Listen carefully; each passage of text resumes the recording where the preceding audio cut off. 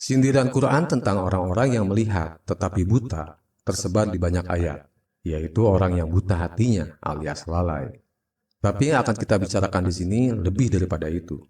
Yang kita akan bicarakan di sini adalah kebutaan universal yang bukan hanya terjadi di kalangan umat awam, tetapi juga kebutaan yang terjadi di kalangan alim saleh, yaitu para ulama akhir zaman kebanyakan.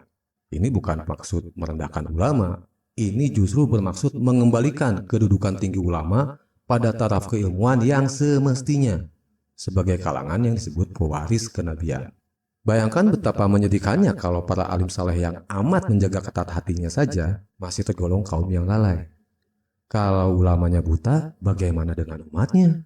Kalau ulamanya lalai, bagaimana lagi umatnya? Nah loh, maksudnya bagaimana ini?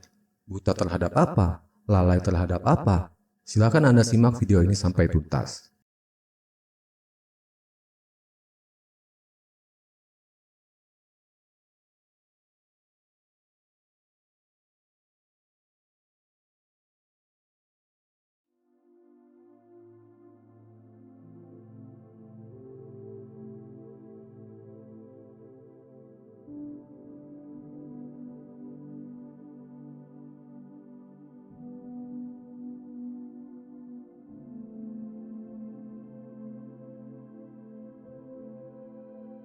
Pengenalan tentang Nur Ilahi.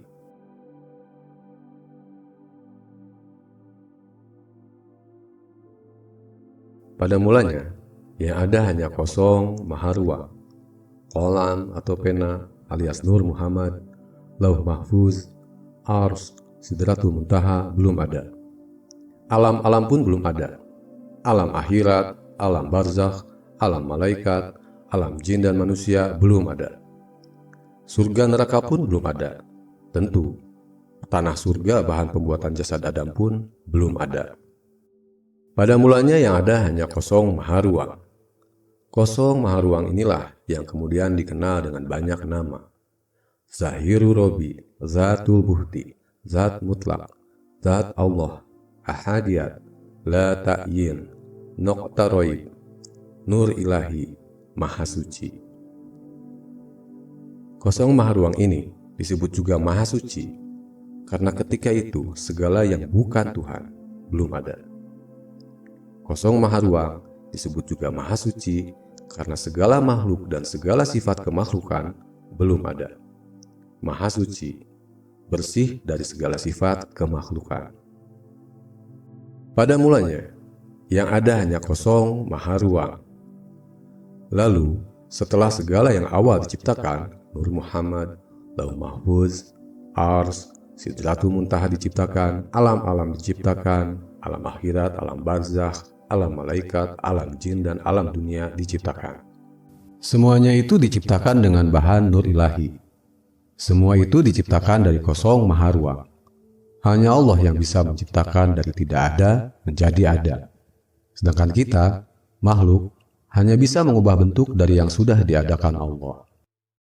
Sesungguhnya Allah telah mencipta Nur Muhammad sebelum segala sesuatu dari nurnya. Hadis riwayat Abdul Razak. Setelah semua itu tercipta, tetaplah kosong maha ruang itu ada dan menjadi cahaya bagi langit dan bumi. Quran Surah Nur ayat 35. Yang meliputi sekalian alam. Quran Surat Fussilat 54. Kosong maha ruang alias Nur Ilahi inilah asal penciptaan segala sesuatu. Kosong maha ruang alias Nur Ilahi inilah wadahnya segala makhluk. Kosong maha ruang alias Nur Ilahi inilah wadahnya segala alam.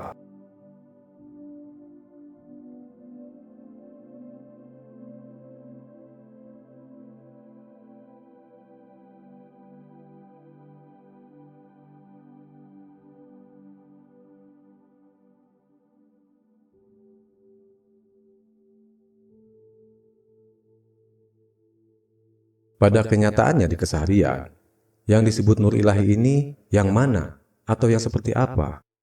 Yang disebut Nur Ilahi di keseharian itu ialah ruang kosong yang meliputi jasad Anda sepenuhnya, dari ujung rambut sampai ujung kaki. Sederhananya, jika Anda sekarang sedang ada dalam ruangan, yang disebut Nur Ilahi itu ialah ruang kosong yang ada antara ujung batang hidung Anda dan tembok di sudut sana.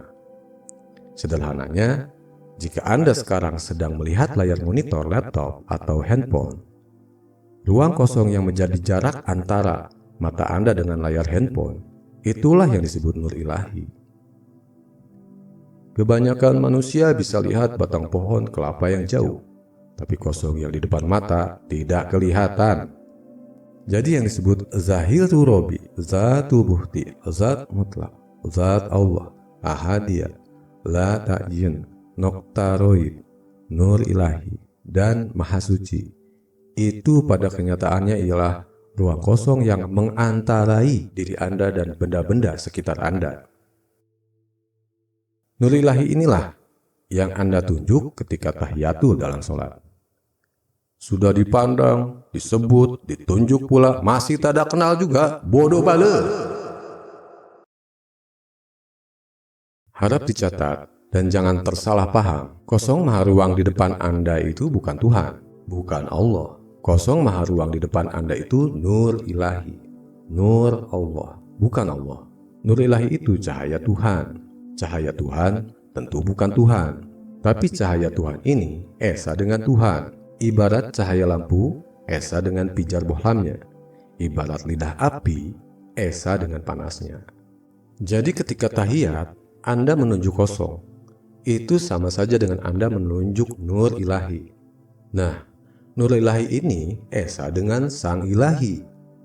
Jadi ketika tahiyat dalam sholat itu, Anda benar-benar sedang bersaksi di hadirat Allah. Bukankah memang sejak awal Anda mengawali sholat juga Anda berikrar inni wajahtu? Bukan begitu?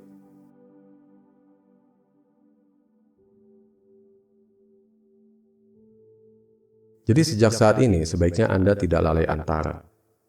Kemanapun Anda mengarahkan pandangan, tetap ada kosong yang mengantarai dan meliputi. Dan milik Allah timur dan barat, kemanapun kamu menghadap, di sanalah wajah Allah. Quran Surah Al-Baqarah 115.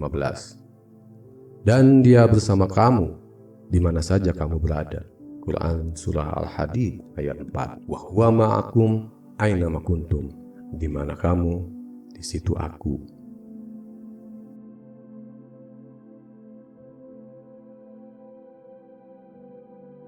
Sebenarnya setelah dijelaskan seperti ini pun, orang masih banyak yang ragu. Bukan hanya kalangan awam, kalangan ulama pun banyak yang tidak bisa menerima penjelasan ini.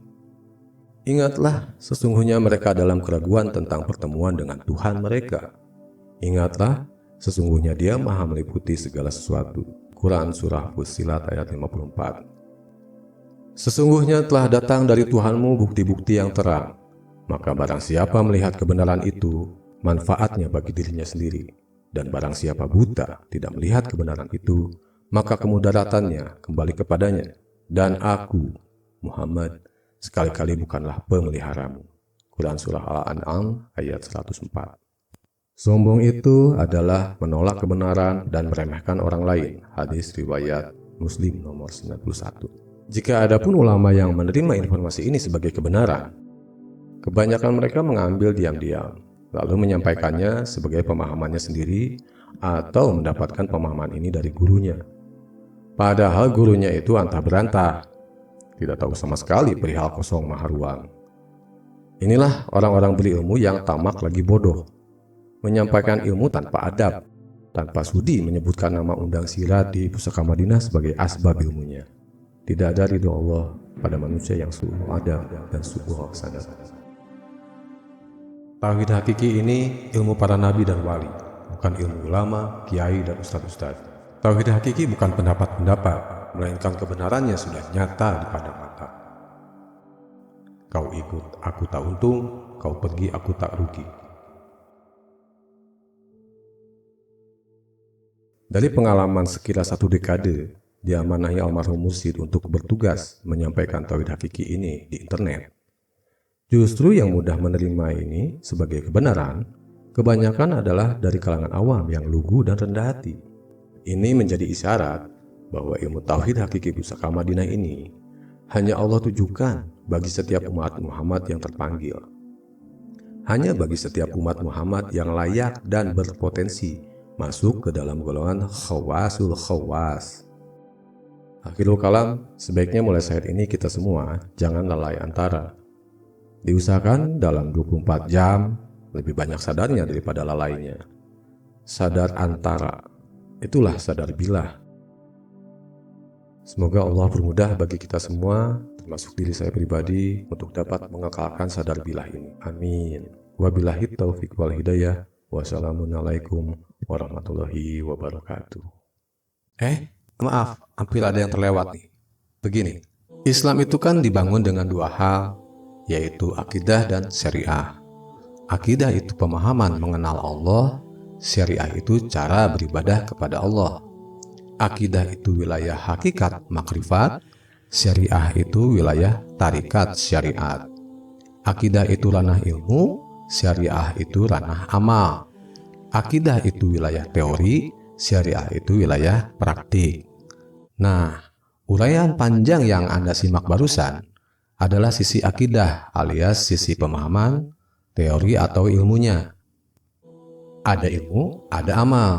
Ada teori, ada praktiknya. Kalau ada ilmu tapi tidak ada cara mengamalkannya, itu yang disebut tong kosong nyaring bunyinya. Kalaupun ada ilmu, ada amal, tapi cara mengamalkannya justru melenceng dari prinsip ilmunya, artinya antara ilmu dan amal tidak selaras. Kalau antara ilmu dan amal tidak selaras, sesat yang nyata. Contoh, berzikir itu kan untuk mendekatkan diri kepada Allah. Berzikir itu untuk menuju ketuhanan. Sekarang orang banyak berzikir-zikir, bukannya menuju ketuhanan, malah jadinya kesetanan pada kesurupan. Itu tanda antara ilmu dan amal tidak selaras. Ibarat di tangan Anda ada resep bubur Manado, tapi hasilnya hanya jadi bubur ayam spesial, artinya ada yang salah dalam Anda mempraktikkan ilmu dari resep tadi. Sesederhana itu untuk mendeteksi asal-usul kesesatan. Itu baru dari sisi ilmunya benar, amalnya yang salah. Apatah lagi kalau dari sisi ilmunya saja sudah ngaco, amalannya pasti lebih amburadul lagi hasilnya. Nah, kembali ke perihal sadar antara alias sadar bilah alias sadar beserta Allah tadi. Cara praktiknya yang akurat sahih ada di dalam sholat. Silakan setelah ini Anda lengkapi pemahaman tentang nur ilahi barusan dengan cara mempraktikannya di dalam dan di luar sholat. Silakan Anda simak video berjudul Kebenaran tentang Rukun Qalbi dan Qiyam dalam Sholat yang tautannya tampil di akhir video ini. Demikian ya, semoga bermanfaat. Wassalam.